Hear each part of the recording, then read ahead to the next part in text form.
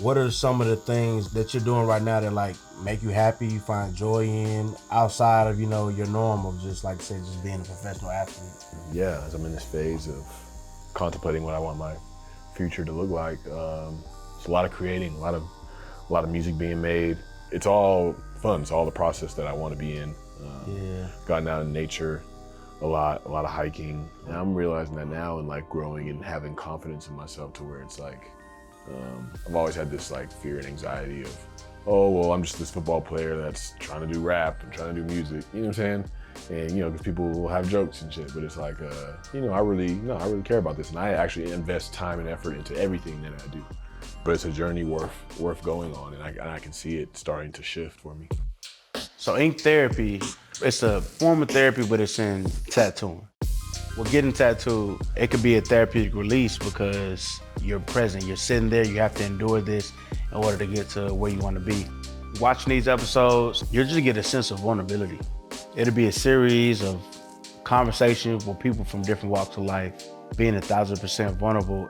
Everything is raw, it's uncut. Hopefully, the viewer and the audience can gain some type of knowledge to help them in their lives.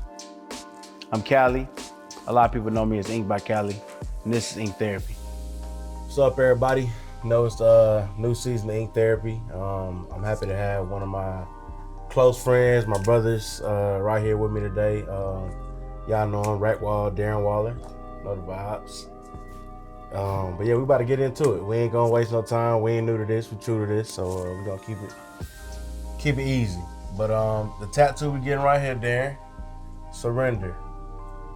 Is this where we are now? Like, what made you choose this? Surrender. By now I'm a spiritual being having a human experience. So surrendering is the ultimate way to peace, I feel like. You know what I'm saying? Surrendering results, surrendering outcomes, surrendering the way that you want things to go exactly how they should, exactly how they're planned. Letting all those things go, because when you try to control those things, you're only bringing suffering and anxiety upon yourself. So just a reminder of that. Whenever I'm in my head or in any part of my day, I can see that, and it's just a reminder to just breathe and let things be. I definitely agree. I never I feel like when the person hears the word surrender, it automatically just means like retreat. You know what I'm saying? So it might have like a negative connotation. That's a very good point. But when you break it down in that, you know what I mean? In that way, I was like, that's a good point. Because what year were you born? 88. Yeah, I was born in 92, so we were born up in the era of don't quit, never let them see you quit, never let them see you sweat, never let them see you all that. And it's just like, so anybody going up in there is like surrender. That means admitting defeat. If I admit defeat, that shows weakness. And if I show weakness, I'm getting preyed upon.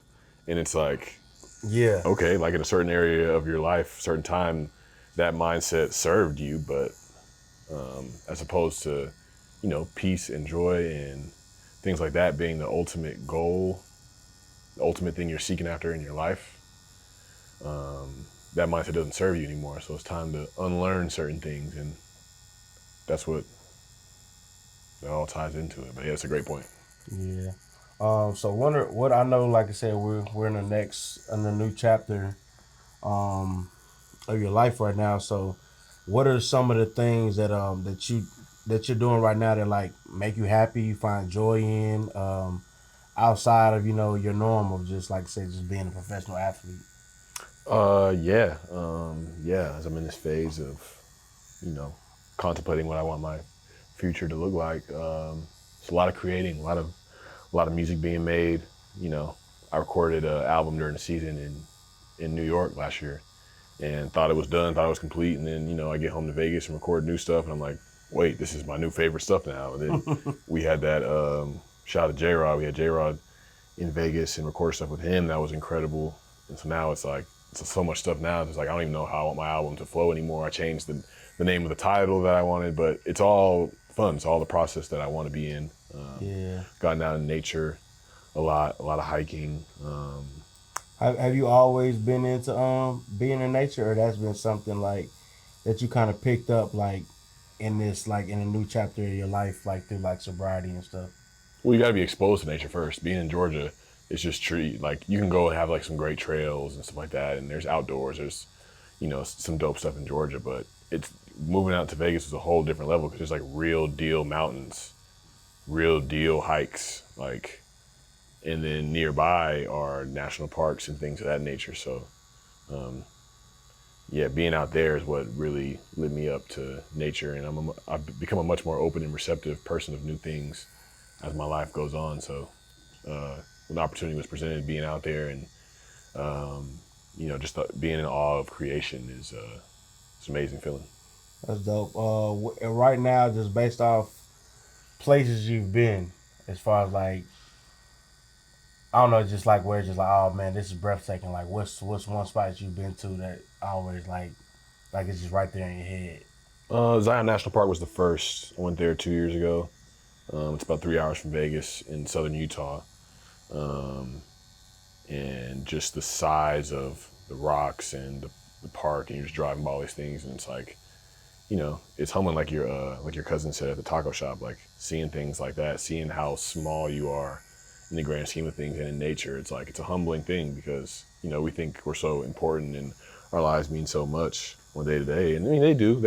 Our lives are important, but we, with dealing with our egos and everything, it's like, we think everything we do, everything we touch is like so important and like the world is revolving around us. But you get out there into that type of environment and you're like, damn, I'm like a grain of sand compared to this gigantic rock right here, I don't know, it's dope to feel that way. What are some of the places like on your, what would it be called, a bucket list, a travel list that you want to make? Let's just say, for example, before the year is over, what are some of the places that you think about maybe trying to make your way to? I don't have any say. I just have a lot that I'd like to go to at some point. I don't need them to be in any particular order or by a certain time period, but all the parks in Utah. So that's Zion, Bryce Canyon, Capitol Reef, Canyonlands, and Arches. Maybe return to Montana again because I've been to Glacier National Park. See that in the summertime because me and the homies, we went there during the wintertime. Yosemite National Park would be cool. Sequoia National Park. Yellowstone, like places like that, Yeah. Oh, that's hard, brother. Right now, as I know, like I said, you on this new journey of everything that you've been working on. Like I said, I've had the pleasure to be around you and soak up a lot, but I see you do like a lot of like self work, and like I draw motivation from seeing like your self work. What drives that? Like, what is just you just know it's something you need to do, or like what kind of like keeps you going? I guess without people, somebody telling you like, hey, bro, this is what you need to do. I guess the simplest and most answer would be I know the type of person that I can become or regress back into when I'm not having daily practices and habits like that. So it's like if I'm not taking care of myself and doing those things, I'm going to regress back more into mindsets and, belief systems that I had earlier on in life when I was, doing drugs and shit like that. I don't want that. I know if I don't take care of myself, I'm gonna be more of that person that's like trying to please people and please the world and go about things with the rhythm and flow of what the world's doing. And it's like, none of that shit matters, bro. Like, how I feel about myself when I'm by myself or anywhere is the utmost importance. That's wealth. That's success to me. And because I think everybody a lot of times look at success and they view it as like monetary or materialistic things. You know what I mean? Yeah, like, I've made a lot of money and been unhappy. I've been married and been unhappy. I've been, a lot of things that would look good from the outside looking in, and you can be, but it's like on the inside you don't feel it, and there's a disconnect. And it's like tired of there being a disconnect. You know what I'm saying? Yeah, and like so it's like now it's like doing the work for yourself. Like I'm pretty sure like just even being a professional athlete and just like I said, just playing sports your entire life. Like you always like it's a child game, and it's like you play it for fun, but then it becomes business and it becomes work, and it's like, like you're not come to the point where you're not doing it for yourself no more. Like you, Yeah, very true. And then there's the elements of like, damn near every human interaction you have is football related or football based or fantasy based or injury based. And it's like when you're a person that, there's so much more to life that ignites you and that you care about and that you are. Like there's so many more parts to you. It gets kind of old and gets kind of stale when people just come up to you and it's like you're like the lion in the cage at the zoo and it's just like, what's next year gonna be like? Or is your body okay? Or is like shit like that just kind of gets old. You don't show it or it doesn't affect you to much of a degree. It's like damn, like I wish people would see the human being behind, yeah, underneath the pads or behind the helmet. You know what I'm saying? nah, definitely. But I know, like, I know recently, you start you started a YouTube, and with the YouTube, you're letting people see like Darren as a human and not as like Darren Waller, like the pro athlete. Like people are actually getting to see you, like your lifestyle, some of the stuff you went through, some of the stuff you're doing, and I think that might help people. You know what I'm saying? Like be able to view you from a different light as well. Yeah, yeah. But I mean, I'm naturally a recluse, man. So it takes people like you to kind of motivate me to kind of see it from a different perspective and be like, okay, like, yeah, I don't have to do anything extra for the people that are watching. All I gotta do is just be myself and, Yeah. you know. And then it's kind of, I think, like something you said to me recently in conversation. We were just talking about Kobe and Nipsey, and we was talking about just how it doesn't feel like they're not here because, like I said, their Yeah, legacy and they have so much, footage and videos and talking and just motivational things or just stuff that people are inspired by. Like no matter what it is, like you can be right. like Kobe. What Kobe had? What did he win? Like something for video? What was that? Yeah, he won like an Oscar or something for, Yeah. yeah. And I'm like, that's hard. And he was bro. writing children's books and he was coaching his daughter's team and stuff. And I think like those things is like it kind of just shows Kobe Bryant like as a human, as a man, outside of just him being like a professional basketball player. Even with Nipsey Hussle, like all the stuff that he poured back into his community. Um, so I think like we're not living our lives for other people, but knowing that you inspire somebody, bro. Like it's somebody that looks up to you. It's somebody that gets up every day want to be you, or even not even that. Just maybe want to hear what you're doing, or maybe see how you got through something. People might be going through stuff that you're going through, so it's kind of like in a realm of just like like knowing that like whatever you're doing is bigger than you. Right. And that's one thing I had to learn like in my life, like how you like I said, we talk about these big trees and like they're gigantic and we're just like little ants, or you talk about the ocean and you Right. drop one of us in the ocean, bro, you know what I mean, you won't see us. But that just goes to show like just the grand scheme of everything is just like, man, like everything that I'm doing is bigger than me. And maybe I might not see it, you know what I'm saying? Like, but it's kinda like just trusting the process. Even like how you was mentioning like even recording music and seeing like how stuff changed, like moods change, sound change, environment change. Like it might motivate you to make a different type of song, something you might not be used to, even surroundings, like who you're around, what you're listening to, maybe what Right. you're watching, hearing. Like I like it. Yeah. I know it's different for you though, but you're doing it, and at the end of the day, it's like, I mean, you got to start somewhere. Yeah, and we're human beings, like we go through shit, so we're not always 100% of the time gonna feel like and remember like, oh, this is bigger than me. Like people be in their heads, like I be in my head. I have a lot of things that I have to process or deal with or go through on a day to day. So it's like it's all about just trying our best to return to that perspective because we're not always gonna be there. We got shit that happens. You know what I'm saying?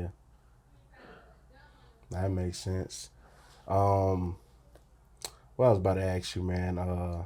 I know recently you say you was working on music in Vegas with J Rod, and it was your first time recording music outdoors. How was that experience?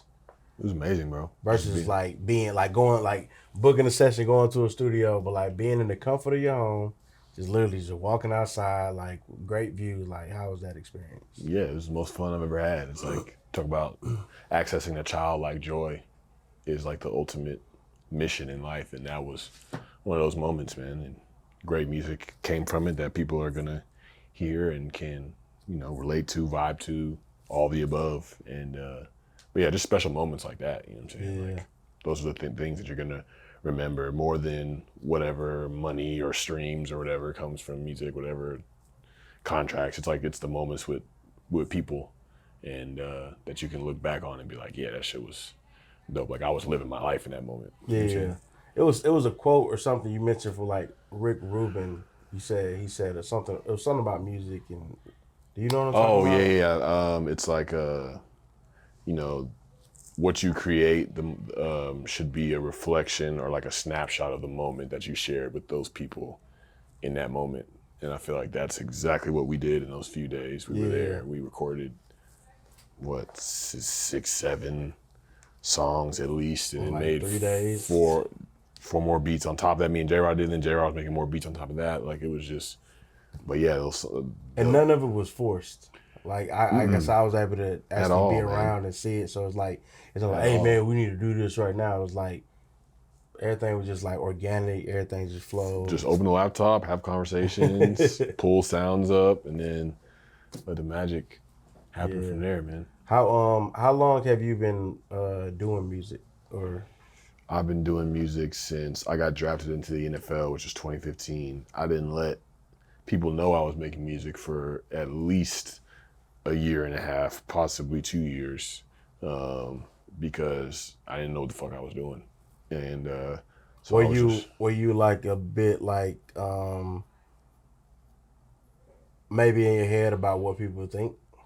I wasn't every aspect of life, but I saw that as a necessary process where it's like, what's the point of me? Like, there are things I need to learn. There are things I need to try. There are things I need to get reps in, as opposed to just like I don't even know how to record on a microphone. Like I was plugging in the Apple headphones, earbuds, and wrap it into the mic into GarageBand. 'Cause I'm like, I don't know what to do, and so it's literally just trial and error. So it's like, show people that shit. Like it's just like, and building from there, and writing and writing and writing and writing to any beats I can find, or then you start realizing like, oh, people from like Fowler and Chan from high school made beats, and forming friendships with them, and then rapping on their beats, and then from there, I'll have sample ideas, and it's like nobody can bring that to life except me. So it's like, all right, shit, I'm about to start trying to make. I'm about. How long has it been since you've been making beats?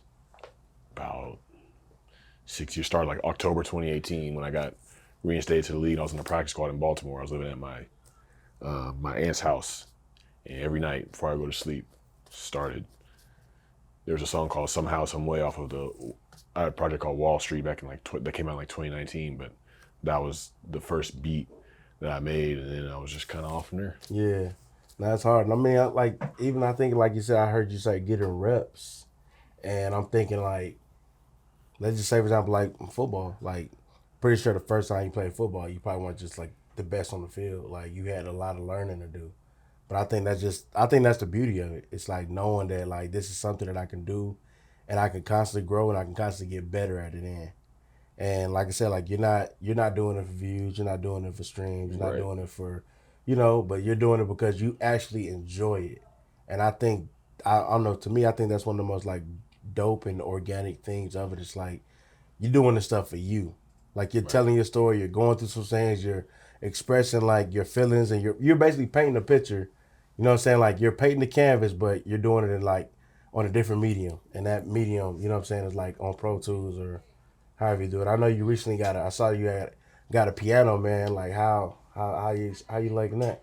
It's dope, man. I feel like it's just like a carrying on of the legacy, because there's not anybody in my family that plays piano, with my great grandfather being like a legendary jazz pianist. So I feel like it's kind of on me to keep carrying that, and I really enjoy it, man. It's a great thing to be present with. Be present to all the notes, because you're playing with both hands and you're reading music, or you're trying to learn a song that from growing up or whatever, and it keeps you very present. It's a form of meditation. Anything that has you right there, smack dab in the moment, is a form of meditation. So I've been enjoying doing daily practice and scales and learning fucking Mary Had a Little Lamb and Saints Go Marching In and shit like that. But yeah, it's a process, man. I'm very much enjoying it. I know you got a guitar too. Yeah. Did you play instruments younger or? When I was a kid, me and my sister were playing piano when we were toddlers. I was in band in middle school, playing like percussion instruments. So yeah, it's like I'm returning to all the things that I liked to do or wanted to do when I was a kid. Like I always wanted to skateboard, so I just bought a skateboard. So I'm about to. You might see me on my journey. You did that recently. Got a skateboard. Yeah, you might see me on my YouTube falling off of my skateboard and can barely stand on it. But I'm gonna get ready to where I can ride it and hopefully just do like a fucking ollie and then I'm good, man. You know what I mean? Like, I just want to ride it up and down my street. But I think that's the beauty. Like everything that you're naming is like you're doing it just for you, for what you want. Like if I just accomplish and do an ollie, like bro, like I'm happy. You know what I'm saying? Like I'm not trying to make it to the X Games. You know what I mean? Like yeah, I'm not going against Yuto and Nigel Houston, but they got it. I'm not going down no stairs, none of that. Yeah. But it's just like I don't know. I loved. That's hard. Yeah, love it. I can't skateboard. When them hoverboards came out, I got on that. I was pretty decent on that. I never been able to roller skate. I'm like a bicycle scooter guy. Like it's my vibe. It's my vibe. For sure. Let's see. I know, bro, you're a big thing on food, bro. And every time I get around you, you put me on like great restaurants, great food places. I know, like even your cameraman, Eric. Like whenever you order food, he gonna get what you order because he trusts your opinion. Love Eric. I think are you thinking about maybe starting to maybe do like reviews or something soon, like or putting people on some of your spots? Yeah, man. Yeah, I don't know. Pause. You got like a little thing there, green. There you go, right there. Yeah, you got it. What's this? I bet. Appreciate it. Interrupt, but I don't know, you want to ask me anything, or do I just pick up from there? You said I'm gonna start the food. Yeah, I think maybe you know it's cool like being around like my friend group and stuff like that. There's been a bunch of times where we'll go to dinner somewhere, and they'll just all be like, "Nah, like you got it, you just order it." And you take pride in things like that because like you're not gonna have the people that you fuck with eating something trash or eating something that they wouldn't like. You know, you want them to have a good experience and enjoy food. You know what I'm saying? Yeah. That's a dope thing. And so everywhere we go, like I love trying new things and expanding my horizons. And every time I have an open mind and expand and try something new, it's usually really good. So have you always been that way? You feel like when like just like open to trying new things? No. Nah, being, getting sober, there's like like 12-step, like in the book, they have this acronym of HOW, and it's like honesty, open-mindedness, and willingness. And so it's like, practicing honesty in your life is like, it relieves you. It's a lot of clearing out all the junk that's in there and secrets that you're keeping. It keeps you from just feeling sick, you know what I'm saying? And then open-mindedness is like, all right, I have to develop this open mind to trying something new to save my life. But then that also translates into, I'll have an open mind towards the music that I listen to. Yeah. Different genres. Open mind toward things that are hobbies of mine. Like I never thought me being a nigga from suburb of Atlanta would want to be out in national parks. Like that wasn't presented as cool to me. But my open mind. And also like shit, I'm pretty sure like the people that you're around, like except they haven't done, but I'm pretty sure like through you doing it, you probably like make them want to like try it out as well, like through your influence. Yeah, or not. And even if it doesn't, it's like I'm still gonna do the things that I enjoy doing, And it's like you said, you keep mentioning like I'm doing things for me. There's a lot of time spent not doing things for me and realizing what that made me feel like and how just sad that it would make me feel and how like empty, because like you check all these boxes and it's like I'm killing it to everybody else, but then I'm still sitting here like.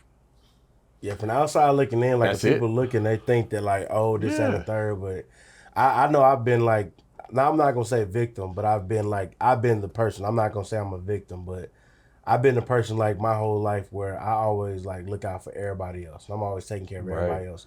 I've been that way in like friendships. I've been that way in business. I've been that way in relationships to the point where it's like I might necessarily not feel like I have a voice in my relationships. And it's not that person's fault. It's just like through me. Like I kind of like just put a lot of me out there, but to the point where it's like I'm looking out for you. I make sure that you're good and you're happy and you're whatever you need at all times. To the point where like I really neglecting myself. Like I'm not seeing like what Callie want, what Callie need, what makes Callie happy.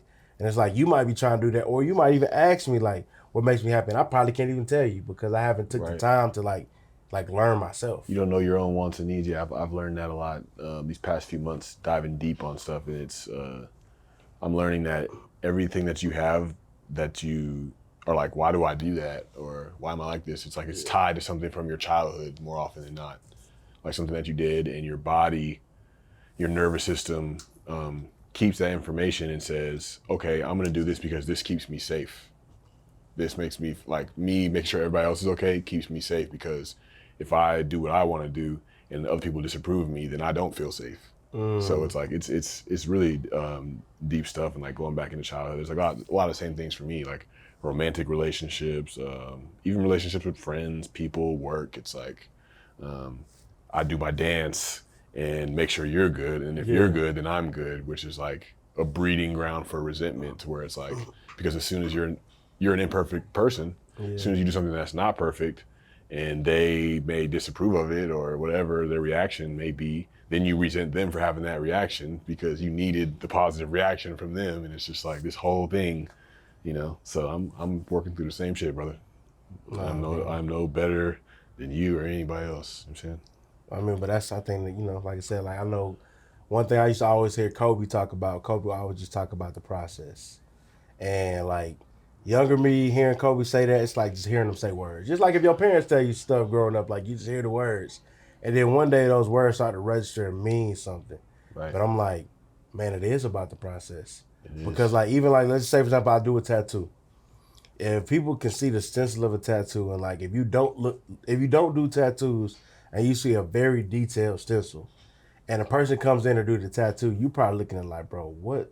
There's no way this is about to turn into like what you tell me it's supposed to look. Yeah. And then it gets done, and it's like, but that's also like I had to learn that because like I would do a stencil and I'm like early on, I'm like, bro, what is this? And I like, all right, cool. But I look at the reference image, I look at the stencil, and I just do it. Yeah. And I literally just trust the process. But the first portrait I did was on Quay. And I never had to get a Spike Lee portrait, bro. Shit hard. And I literally dead ass, bro, like didn't know what I was doing, but I was like, I'm gonna just trust the process.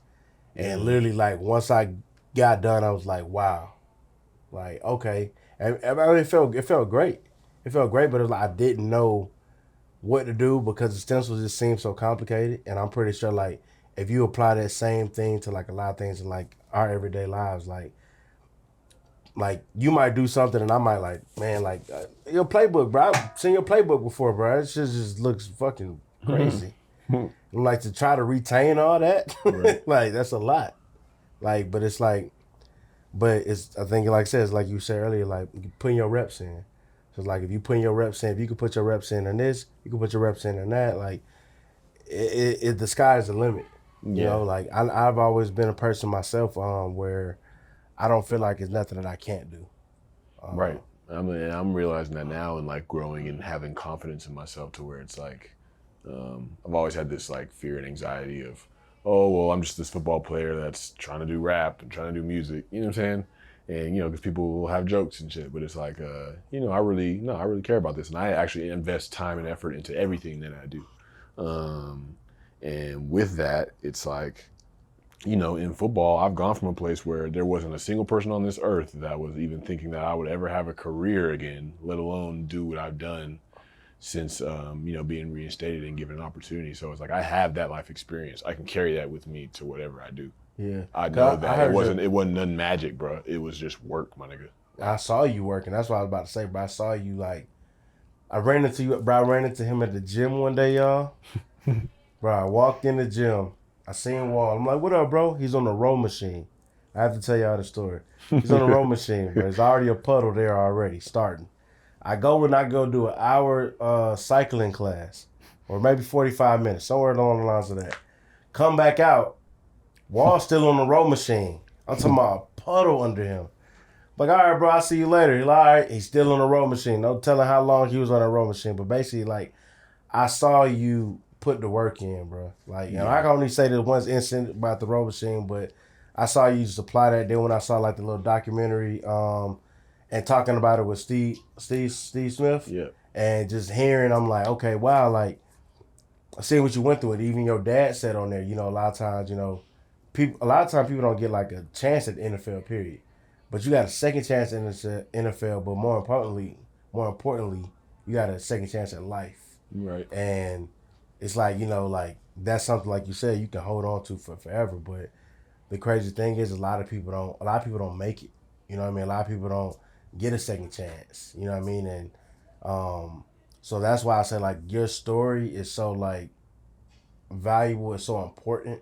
Because like I said, like you inspire me, bro. You motivate me. Like anybody I tell about you, like even if they never met you before, like I introduced you to my guy Isaiah. Yeah.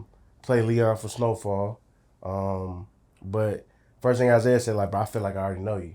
Right. But it's like, cause me, I speak when I speak about you, I speak in volumes. You know what I'm saying? And high energy, positivity. But that's about. I'm that way with anybody that I'm super close with because I want that same love reciprocated. Exactly. But then also, like I said, that's also me too. Is like working on my surroundings of people because, like I said, when I lost my mom, I could sit here and I could be mad at the world, bro. People like not being there for me, not showing up for me, etc. But then I had to like check myself and realize, like, man, like maybe I haven't really been the type of person that allow people into my space. And also, like, I lost a lot of people in that time frame, but I can look at that in a negative connotation, or I can look at that as a blessing and like, all right, cool. Like, God's removing these people out of my life to set me up for the next chapter of my life.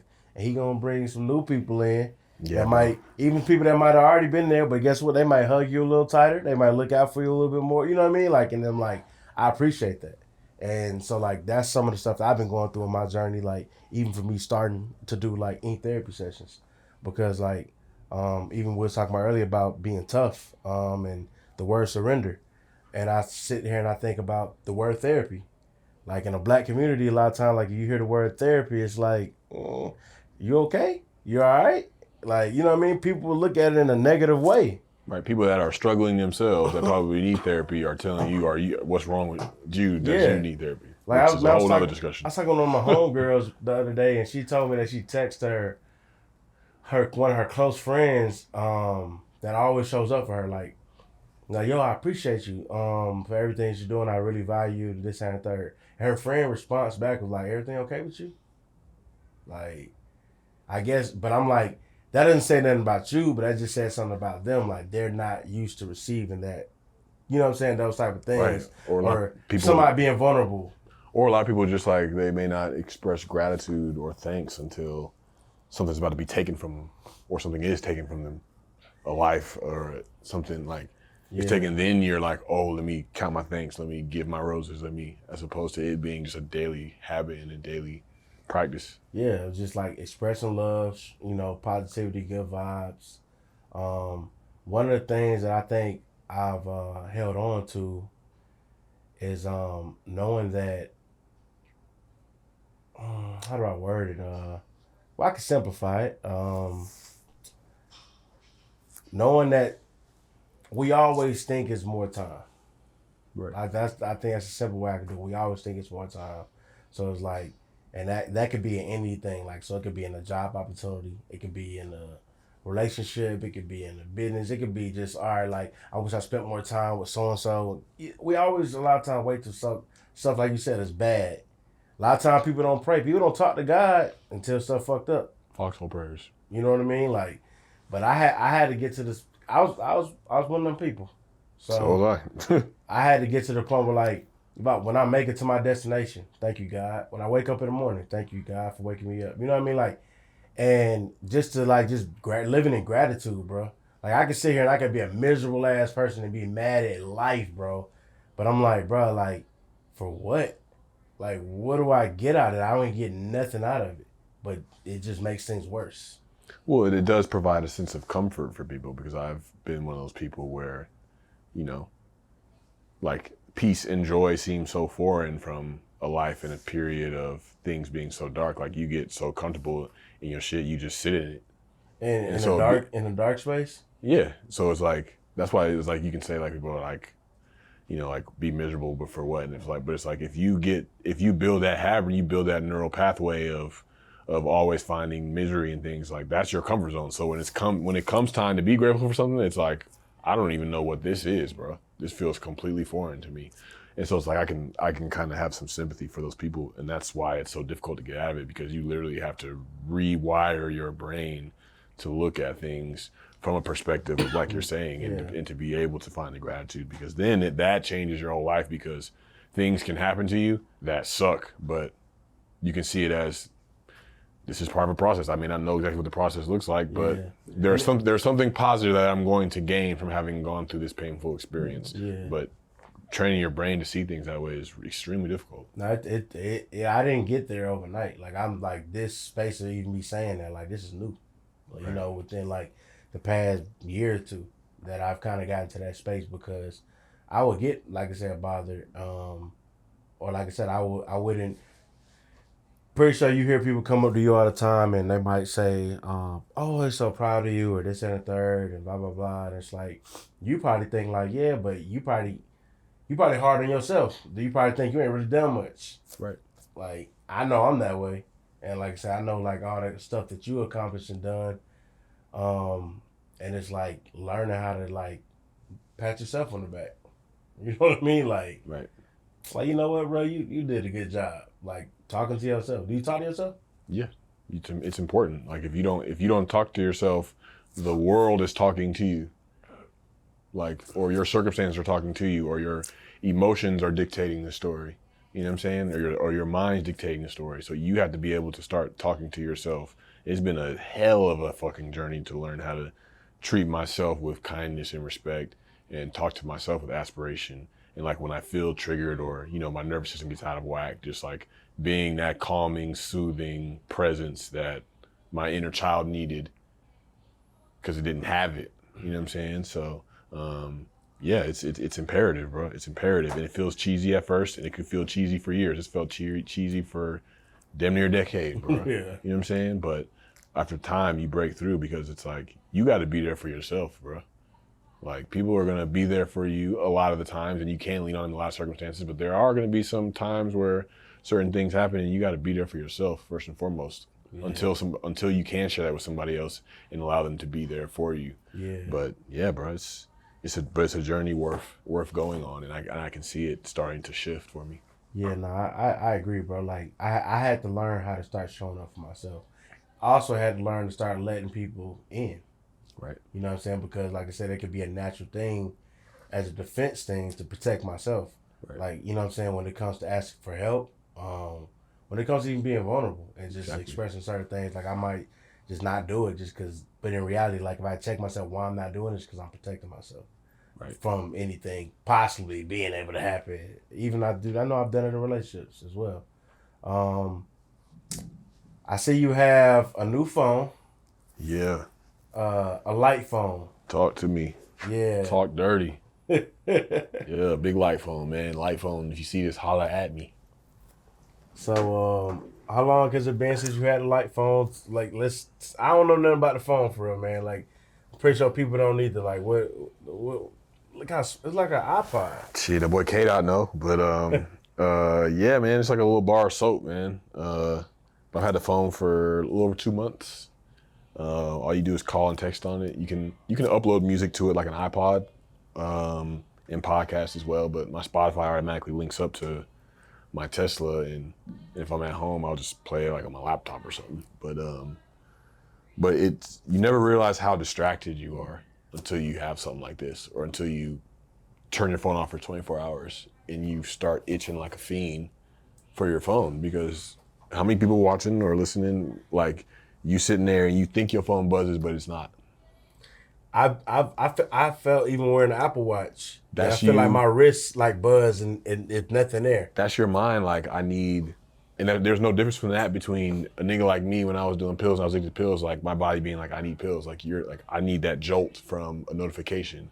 I need that jolt from a like. I need that jolt from a DM. And it's like all those things. It's like you remove those out of the picture, and I'm like, I feel like at this point in my life, I have more peace than I know what to do with, bro. Like I'd be sitting in my backyard and just like still to the point where like it's kind of scary sometimes, and it like brings up feelings and emotions that I was depressing or repressing. But yeah, man, it's just like it has me a lot more present to the moment. Like I thought I was present to the moment before, and I was on my path and I'm in the process. But with this now, it's like a lot of the times I'm there in the moment. If the moment sucks or if the moment's fantastic, like I'm there for it, and I feel like this phone has a lot to do with it. Yeah. No, I'm about to say I love that for you, bro. Like, you know, like I think being able to do that is a luxury as well. You know, just being able For to sure, just, absolutely a luxury. yeah, it's definitely a luxury, bro. Like just because I think like we as a people and as a human in society, like we're so accessible. You know what I mean? Like to the point where it's like somebody can just call you or DM you and reach and literally get in contact with you that quick. You know, like it doesn't take effort. You know what I mean? Like I know back in the day, like even just getting somebody's number, bro, it was a hassle to get somebody's number back in the day. Like nowadays, just slide a DM or just whatever. Like it's like we looking for everything is instant. So we seeing like what's going on. We know what's going on in the world through social media before we see it on the news or we hear about it. Right. Like, you know what's going on in Palestine and Israel, but you don't know what's going on inside your own body, inside your own heart, inside your own mind. Exactly. It's like it gets to a point in my own life where it's like I can only speak for me. That's a compromise I'm no longer willing to make. And it's like the fact that, like you just said, like it is a luxury for me to be able to have this phone. But even the fact that it's a luxury is crazy because like, you gotta have social media to run your business. You gotta have social media to stay in touch with people. It's like these are things where it's like okay, like social media can definitely aid you, and I don't want to completely bash social media because there's a lot of good that can come from it. Yeah, for sure.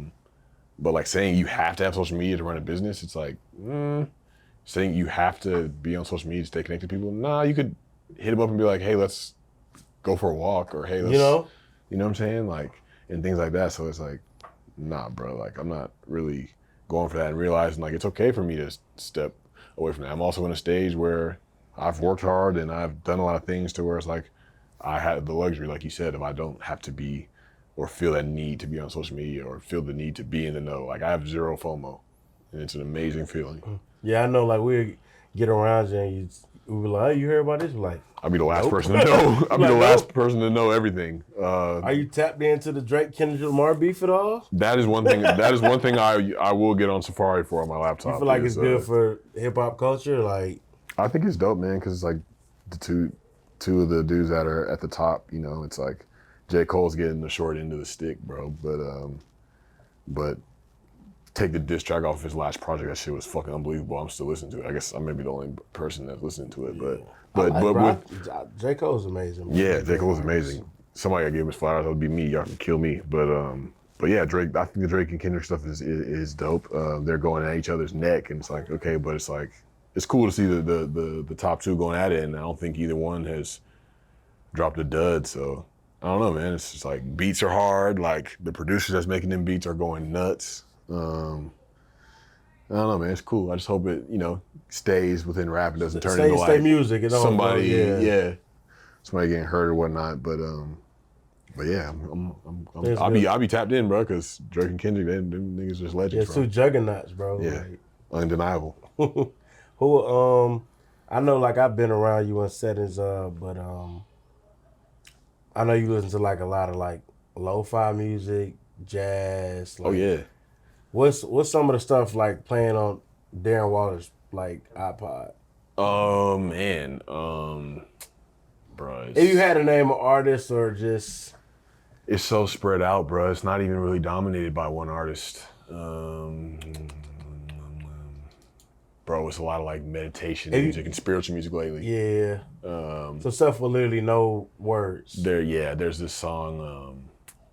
I feel like there's a lot of change going on in my life and like a lot of old perspectives and stories I had to let go of. There's this song called Let That Old Story Go by Trevor Hall, and it was played in a plant medicine ceremony that I was in, and that it just touched me, man. Like it's just like it's just a deep song. So that's a song I've been listening to a lot recently, mainly in the mornings. Yeah, okay.